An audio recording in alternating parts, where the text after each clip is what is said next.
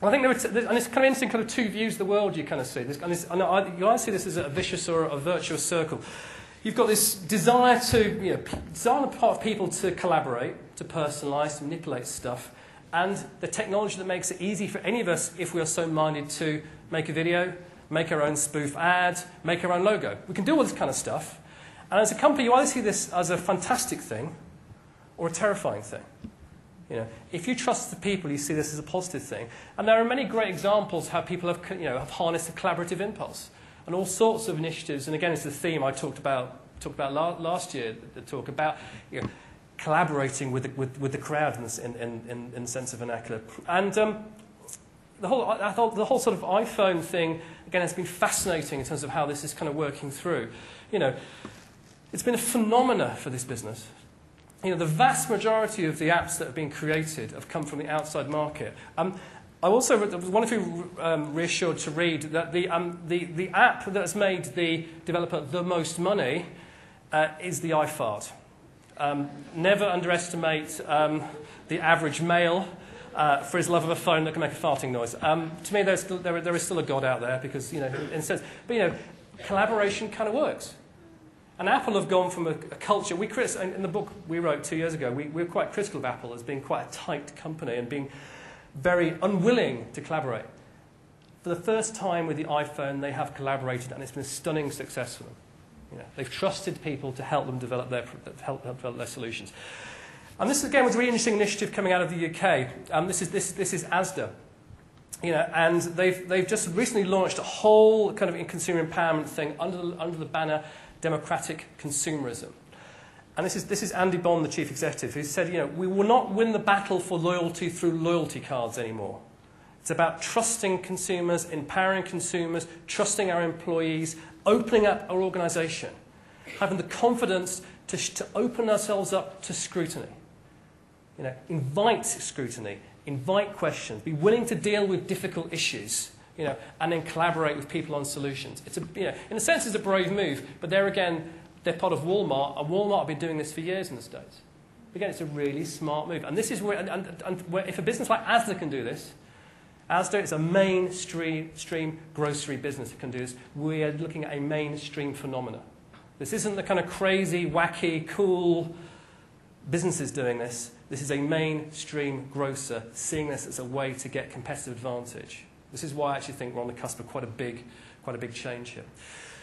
But don't abdicate control. Trust the people, but don't abdicate control. And again, this is the sense now we've got to be very careful. There's a danger if we're not careful that in the spirit of collaboration equals abdication. And the best analogy actually is, I think it's from the political sphere. A politician always gives people what they want. It's called a populist. Okay, populists are not respected, by and large. Okay, it's kind of okay, but we say, he or she, they're just a real populist. They just give people what they want to hear. They have no integrity, they have no values, they don't believe in anything. Sometimes, politicians have to stand for unpopular things, and they win our trust by standing for unpopular issues. And it's the same with business. There are some times when we actually have to stand for something, and be willing to turn against the crowd. Be willing, when we're facing the criticism, to say, you know what, we believe we're happy to listen to you, but we believe we are right. So it's a sense of standing for something, standing on principles.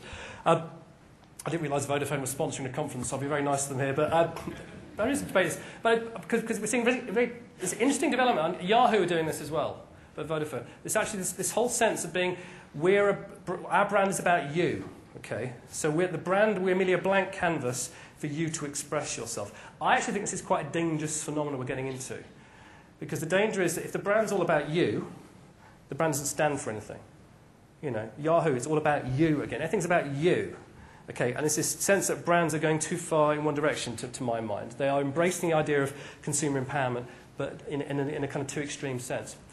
The crowd isn't always right. We talk about populist politicians. Committees have never produced great works of art. Sometimes it does create a brilliant genius to create a work of art. Apple used people to design apps, but the iPhone was designed by a brilliant design team under Jonathan Ive, sitting in a basement up in the northwest of the States. It's a dangerous precedent. You give in to the crowd once, you have to give in to again, and it's about outsourcing your marketing. And that's not what, we have people in this room who want jobs. That's not what we do. Okay? Unilever have decided to outsource the creative development on their Pepperami. Animal Man, they're not abdicating control. They still have some level of control over actually what they do. And the final bit of behaviour is what I've called loosening up.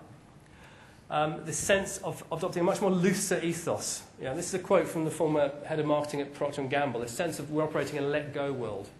We have to be much more flexible. I find it fascinating to see what the Pope's doing, actually.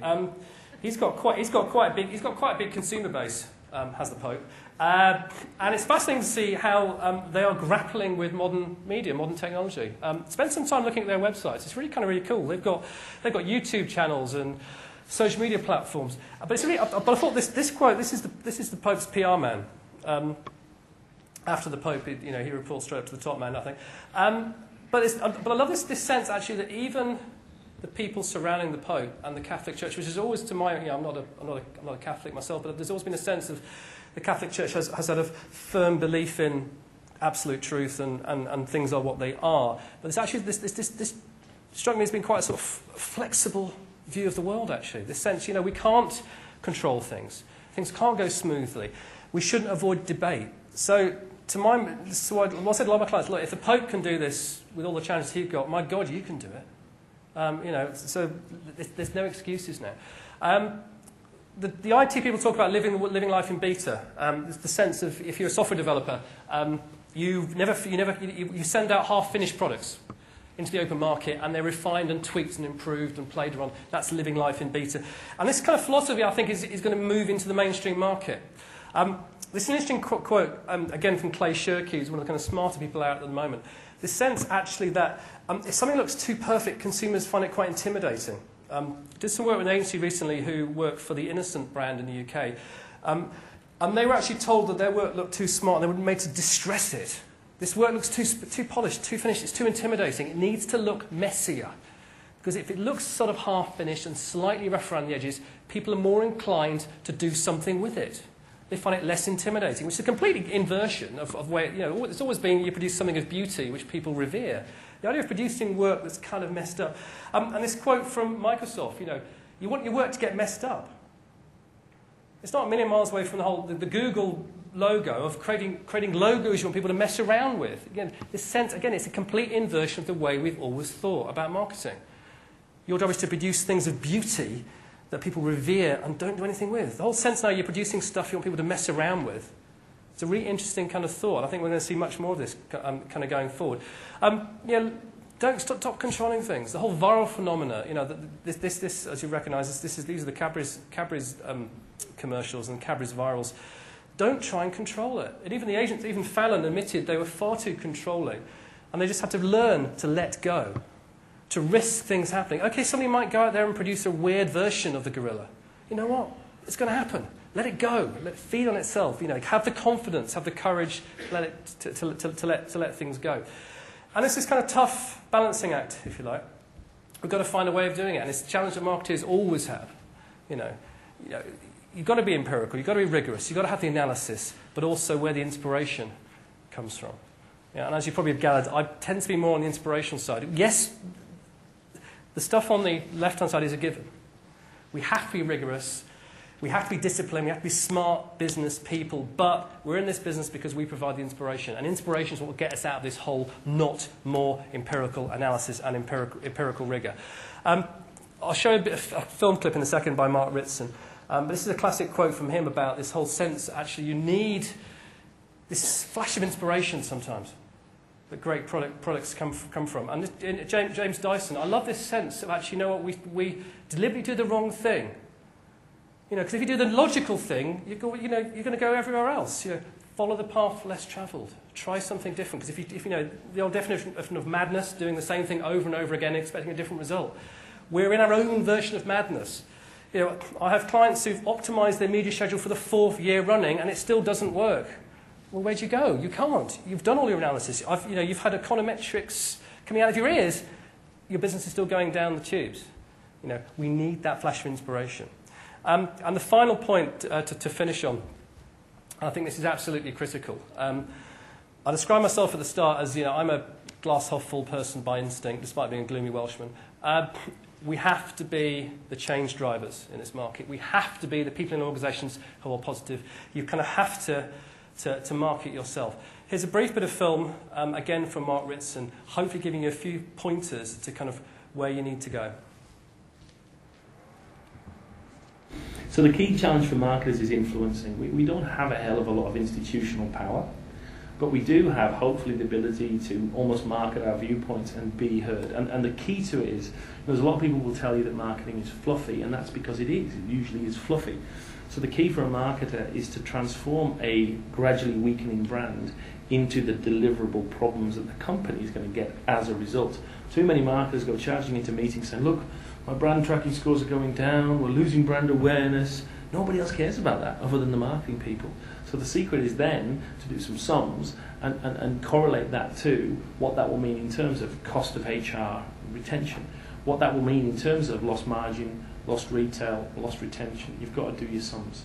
So I think the challenge for marketers is not to be fluffy, to speak the language of the different constitutional people in the organisation, and then to use that to influence them and show them the value of the brand.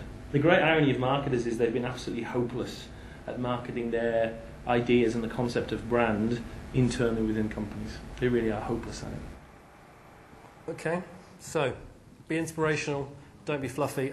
Just so I can provide a bit of religious balance here, we've had a quote from the Pope. Also have a quote from Gandhi, but it says, I do think this is a wonderful value. You guys are the change drivers in your businesses. You have to be the embodiments of that change. You're the people for your inspiration, for your ideas, from your willingness to challenge the way things have always gone. You're going to be the people that will take your businesses and take this economy out of the recession. Thank you very much.